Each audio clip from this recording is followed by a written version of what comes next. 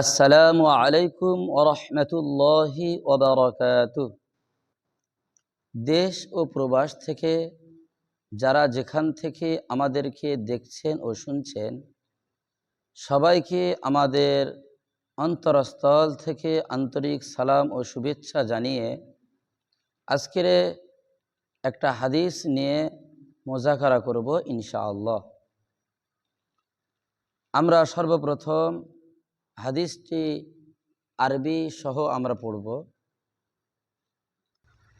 عن أم سلمة رضي الله عنها زوج النبي صلى الله عليه وسلم تقول سمعت رسول الله صلى الله عليه وسلم يقول ما من عبد تصيبه مصيبة فيقول إنا لله وإنا إليه راجعون اللهم أجرني في مصيبتي وأخلف لي خيرا منها إلا أجره الله في مصيبته وأخلف له خيرا منها قالت فلما توفى أبو سلمة رضي الله عنه قلت كما أمرني رسول الله صلى الله عليه وسلم فأخلف لي خيرا منه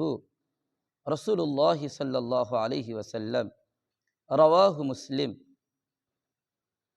এই হাদিসের তরজমা। রসুল্লাহ সাল্লাল্লাহু আলাইহি ওয়াসাল্লামের স্ত্রী হযরত উম্মে সালামা রাদিয়াল্লাহু আনহা বলেন, আমি রসুল্লাহ সাল্লাল্লাহু আলাইহি ওয়াসাল্লামকে ইরশাদ করিতে শুনিয়াছি, যে বান্দার উপর কোনো মুসিবত আসে এবং সে এই দোয়া পড়িয়া লয়, ইন্না লিল্লাহি ওয়া ইন্না ইলাইহি রাজিউন আল্লাহুম্মা আজিরনি ফি মুসিবাতি ওয়া আখলিফ লি খায়রাম মিনহা। এই দোয়ার তরজমা। নিঃসন্দেহে আমরা আল্লাহ তাআলারই জন্য এবং আল্লাহ তাআলারই দিকে ফিরিয়া যাইব। আয় আল্লাহ, আমাকে আমার মুসিবতের উপর সওয়াব দান করুন, আর যে জিনিস আপনি আমার নিকট হইতে লইয়া গিয়াছেন উহা হইতে উত্তম জিনিস আমাকে দান করুন। আল্লাহ তাআলা আমাকে উক্ত মুসিবতের সওয়াব দান করেন এবং হারানো জিনিসের বিনিময়ে উহা অপেক্ষা উত্তম জিনিস দান করেন। হযরত উম্মে সালামা রাদিয়াল্লাহু তাআলা আনহা বলেন, যখন হযরত আবু সালামা রাদিয়াল্লাহু তাআলা আনহু এর ইন্তেকাল হইয়া গেল, তখন আমি এইভাবে দোয়া করিলাম যেভাবে রাসূলুল্লাহ সাল্লাল্লাহু আলাইহি ওয়াসাল্লাম আমাকে এই দোয়ার হুকুম দিয়েছেন। আল্লাহ তাআলা আমাকে আবু সালামা হইতে উত্তম বদলা দান করিলেন, অর্থাৎ রাসূলুল্লাহ সাল্লাল্লাহু আলাইহি ওয়াসাল্লাম আমাকে আমার স্বামী বানাইয়া দিলেন। এই হাদিসটির তরজমা শোনানো হলো, এটা মুসলিম শরীফের হাদিসের তরজমা।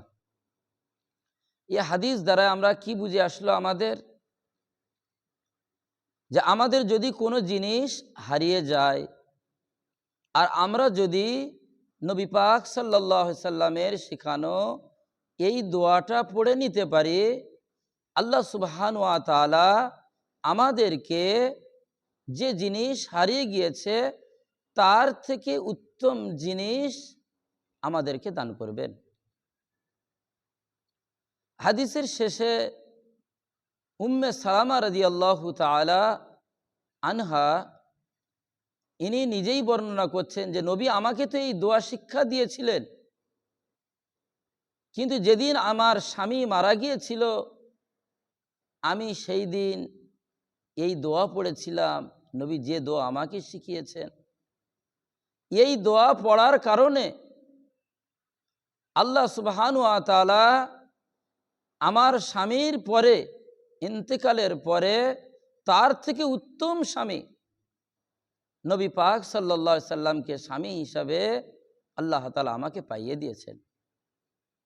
তো আমরাও যদি আমাদের কোনো জিনিস হারিয়ে যায় আর আমরা যদি দোয়া পড়ি, উত্তম জিনিস তো পাবোই পাবো, কিন্তু আমাদের ওরকম যদি কোনো মা বোনেদের স্বামী মারা যায় আর আমরা যদি এই দোয়াটা পড়ে নিতে পারি, আল্লাহ সুবহানাহু ওয়া তাআলা যে স্বামী মারা গিয়েছেন তার থেকে আরো ভালো স্বামী দান করবেন, যেটা উম্মে সালামা রাদিয়াল্লাহু তাআলা আনহাকে আল্লাহ তাআলা দান করেছিলেন।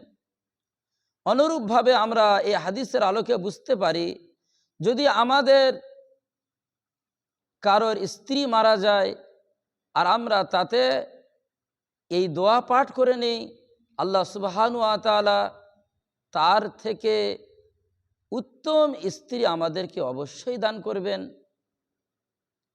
অনুরূপভাবে যেগুলো পাওয়া সম্ভব, আল্লাহ সুবহানাহু ওয়া তাআলা প্রতিটা বালা মুসিবতে আমাদেরকে এই দোয়া শিখে আমল করার আল্লাহ তাআলা তৌফিক দান করুন, আমিন। দোয়াটা আরো সুন্দর করে আমি বলে দিচ্ছি, সুন্দর করে মুখস্থ করবেন।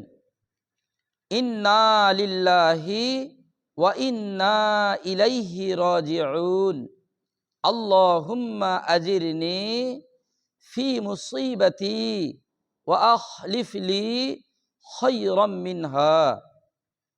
ফের আরো একবার বলছি, ইন্না লিল্লাহি ওয়া ইন্না ইলাইহি রাজিউন, আল্লাহুম্মা আজিরনি ফি মুসিবাতি ওয়া আখলিফ লি খায়রাম মিনহা।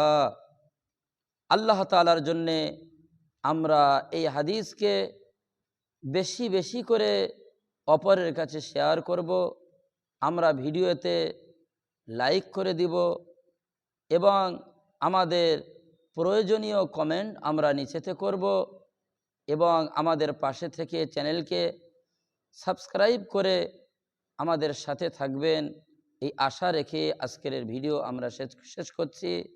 আল্লাহ তাআলা আমার সমস্ত শ্রোতাদেরকে হায়াত দারাজ করে দিয়ে তাদেরকে আল্লাহ সুবহানাহু ওয়া তাআলা উত্তম বদলা দান করুন, আমিন।